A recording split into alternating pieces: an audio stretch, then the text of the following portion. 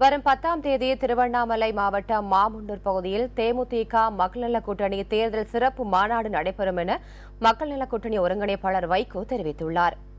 சென்னை கோயம்பேட்டில் உள்ள தேமுதிக தலைமை அலுவலகத்தில் தேமுதிக தலைவர் விஜயகாந்தை மக்கள் நல கூட்டணி தலைவர்கள் சந்தித்தனர்.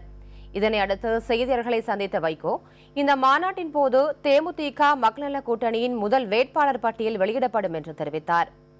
விவசாய கடனை ரத்து செய்ய வேண்டும், ஜப்தி செய்ய நடவடிக்கையை வங்கிகள் கைவிட வேண்டும் உள்ளிட்ட கோரிக்கைகளை வலியுறுத்தி வரும் 5ஆம் தேதி தமிழகத்தில் ரயில் மறியல் போராட்டம் நடத்தப்படும் என அவர் கூறினார். விவசாய சங்க கூட்டமைப்புடன் இணைந்து தேமுதிக மற்றும் மக்கள் நல கூட்டணி இந்த போராட்டத்தில் ஈடுபடும் என அவர் குறிப்பிட்டார்.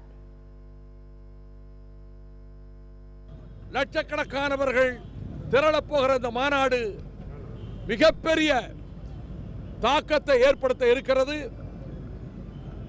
நடைபெறப்போகிற தமிழக சட்டமன்ற தேர்தலில் தேசிய முற்போக்கு திராவிட கழக மக்கள் நல கூட்டணி பிரமிக்கத்தக்க வெற்றியை பெறப்போகிறது.